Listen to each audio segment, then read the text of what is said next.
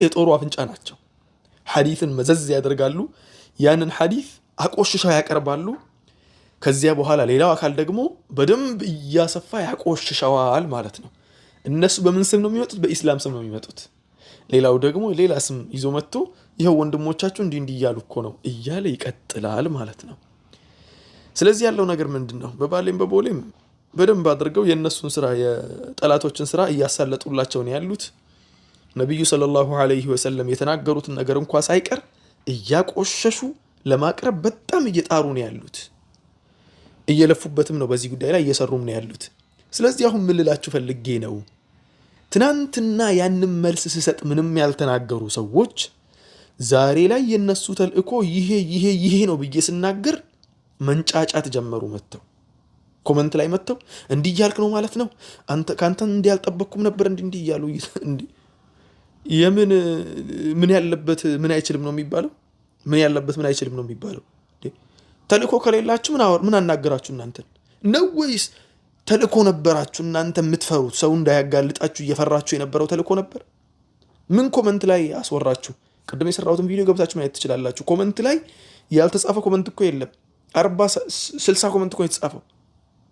ኮሜንት ሪፕላይ ያደረጉ የጻፈላቸውን ሰው ሁላ ሪፕላይ ያደረጉለት። ለምን ሲባል ያቁታል ምን እየሰሩ እንደሆነ ያቁታል። በተለይ አንደኛው ትልቁ በደንብ አድርጎ ያውቃል ምን እየሰራ እንደሆነ፣ ከማን ተልእኮ እንደወሰደ፣ ምን እየሰራ እንደሆነ፣ ኢስላምን ለማውደም ምን ያክል ስቴፖችን እንደሄደና ምን አይነት ስቴፖችን እየተጠቀመ እንደሆነ ራሱን ያውቀዋል። ስለዚህ የሙስሊሙ ማህበረሰብም ከዚሁ ይረዳል ብዬ አስባለሁ።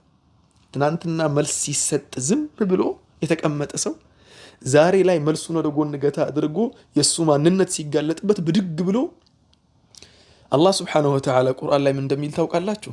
ኢዛ ጃአከ አልሙናፊቁነ ቃሉ ነሽሀዱ ኢነከ ለረሱሉላህ ወላሁ ያዕለሙ ኢነከ ለረሱሉሁ ወላሁ የሽሀዱ ኢነል ሙናፊቂነ ለካዚቡን። ሙናፊቆች እናንተ ጋር ሲመጡ እናንተ ውሸታም ናችሁ አይሉም። ላ ቃሉ ኢነከ ለረሱሉላህ አንቱ የአላህ መልእክተኛ እያሉ አካብለው ይጠሩሃል። አላህ ስብሓነሁ ወተዓላ ኢነከ ለረሱሉላህ አንተ እኮ የአላህ መልእክተኛ ነህ እውነትም ብለው ይመሰክሩልሃል አለ። ወላሁ ያዕለሙ ኢነከ ለረሱሉሁ እነሱ እንኳ ቢዋሹ አላህ ስብሓነሁ ወተዓላ ያንተን መልእክተኛነትን ያውቃል አለ።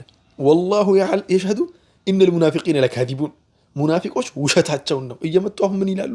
ቁርአን እኮ ትክክል ነው ሐዲሱ ግን ውሸት ነው ይላሉ። ለምን ዑለሞች ጋር ቁጭ ብላችሁ አልተረዳችሁም ሐዲሱ ምን እያለ እንደሆነ? አይ እነሱ ጋር አይፈለግም። ምክንያቱም ተልእኮ አለ፣ የሆነ ተልእኮ አለ። ሐዲሱን ማውደም፣ ሐዲሱን ማቆሸሽ። ከዚያ በኋላ ለካፊሮች በር ይከፍታሉ። ካፊሮች ደግሞ በዚያ በኩል መተው ይቀዱታል።